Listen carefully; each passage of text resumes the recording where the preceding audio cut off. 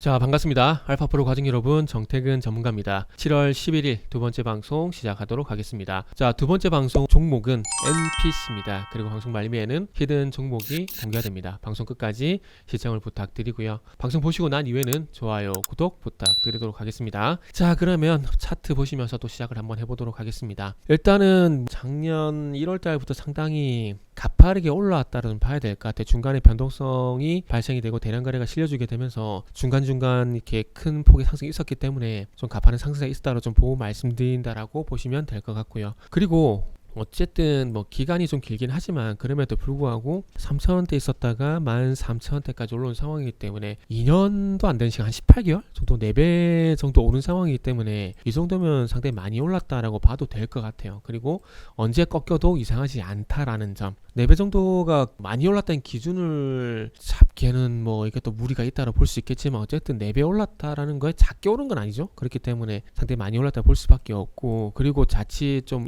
이 MPC의 어떤 차트에 염려가 되는 부분은 지금 보신 바와 같이 날짜를 보게 되면은 6월 23일 날 21%가량 급락이 났는데 이게 자칫 이 상승 추세를 또 훼손시키는 그런 음봉이지 않을까. 그러니까 제가 항상 그 말씀드리죠. 거래량이 없다 갑자기 대량 거래가 발생이 되면서 변동성이 발생이 되게 되면 이게 상승의 출발점이라고 좀 말씀드렸던 부분도 있고 항상 그렇게 좀 말씀을 드리는데, 반대로 일정 부분 상승이 잘 나오다가 장대 음봉이 나오게 되면서 이게 대량 거래가 또 실려주게 되면 이게 또 하락의 전환점이 될 가능성이 있다라는 겁니다. 하나 뭐 다행인 점은 이렇게 급락이 나왔지만 중요한 건 거래량이 실려주지 않았다는 거, 이건 좀 그나마 다행이라고 볼 수가 있을 것 같아요. 그래서 아마 다시 만원대로 회복은 되겠지 않을까라는 생각은 들어요. 그러나 중요한 건 이게 상승 추세를 계속 이어갈 것인가에 대한 부분들이 관전 포인트인데, 어쨌든 지금 작년 12월 달부터 보게 되면 상승 나오고 조정 거치고 난 다음에 이제 횡보하다가 또 올해 4월달 같은 경우도 급등이 나오고 옆에 횡보하는 모습이 나왔는데, 아마 이 많은 부분까지 회복이 된다고 하더라도 이전 추세가 아마 이어질 가능성이 높지 않을까 봐집니다. 그러고 나서 또 어떤 새로운 모멘텀이 나오게 된다라면은 또 상승 시도를 하겠지만은, 그게 아니라면은 아무래도 이 만원대 부근에서 방향성을 잡지 못하는 모습이 나올 가능성이 높을 것 같습니다. 그렇기 때문에 지금은 갭을 동반한 상승이 나왔기 때문에 상승이 나온다고 하더라도 아마 많은 부분대까지 어떤 주가가 좀 제자리를 찾아가는 과정이 나오지 않을까라는 말씀을 좀 드릴 수가 있을 것 같아요. 그리고 이제 만원대 부분에서 고민을 해야 될 부분은 이제 지금 보여드릴 화면, 이제 현대차가 본격적으로 폐배터리 사업에 진출을 합니다. 우리가 양극재 얘기 많이 하잖아요. 그러면서 이제 에코프로비움이라든지 LNF라든지 이런 종목들을 많이 얘기를 하는데, 이게 결국 양극재라는 게 리튬과 전구체라는 것들이 믹싱이 됩니다. 전구체는 잘 아시다시피 니켈, 코발트, 알루미늄, 이게 믹싱이 된 거라서 보시면 될 것 같은데, 양극재가 많이 팔릴수록 중국 기업들이 웃어요. 왜냐하면은 이 전구체, 리튬과 믹싱이 된 이 전구체에 대한 부분은 거의 뭐 80%, 90% 현재 수입에 의존을 하고 있는 상황이기 때문에 이거를 빨리 좀 국산을 하는 게 좀 관건일 것 같아요. 이걸 또 무효화시켜버리게 되면은 또 중국에 질질 끌려갈 수밖에 없는 상황이 언젠가는 올 거라고 생각이 듭니다. 그러다 보니까 폐배터리 재사용이란지 재활용에 대한 부분들은 앞으로도 계속해서 진행이 될 것 같습니다. 재사용 같은 경우는 아무래도 뭐 소위 말하는 ESS 쪽으로 갈 수밖에 없는 부분인데, 이 원자재 추출하는 재사용 부분은 앞으로 좀 더 본격적으로 진행이 돼야 될 것 같아요. 그런데 정부에서 이런 얘기가 나오고 있지만은 결국은 대기업이 본격적으로 나서줘야 됩니다. 대기업이 나서야 그로 인한 낙수 효과가 분명히 좀 기대가 되는 부분들인데, 현대차가 어쨌든 그런 부분들에 조금 진출을 하게 되면서 이제 현대차와 LG 에너지 솔루션이라든지 이런 기업들과 상당히 유의적인 관계를 만들어갈 수 있는 그런 계기들이 좀 될 것 같아요. 그리고 이제 앞으로 현대글로비스 같은 경우는 이제 2차 전지 리스 사업도 진행할 가능성이 상당히 높고, 그리고 지금 실적으로 하고 있습니다. 그래서 어쨌든 이런 리스 사업을 진행하고 있는 상황이고, 배터리가 아무래도 전기차의 대부분의 가격의 대부분을 차지하기 때문에 이 배터리만 좀 분리를 하게 되면 또 싸게 구입이 가능한 상황이기 때문에 이런 것들이 앞으로 또 활성화될 가능성이 상당히 높을 것 같고, 어쨌든 현대글로비스를 통해서 이런 사업들을 진행을 하게 되고, 이제 현대모비스를 통해서 배터리 재제조 이런 사업들도 이제 앞으로 진행을 할 예정이기 때문에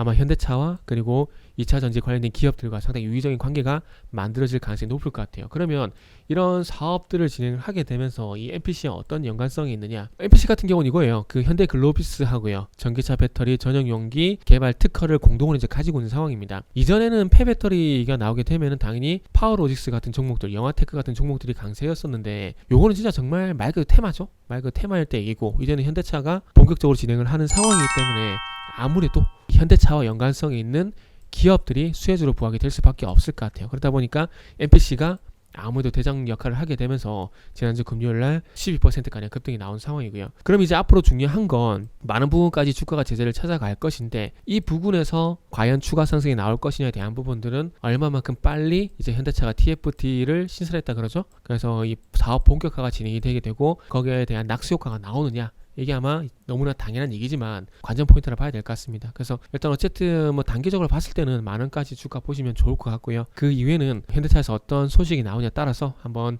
지켜보시면 좋을 것 같다라고 말씀드려야 될 것 같습니다. 자, 이어서 히든 종목 보도록 하겠습니다.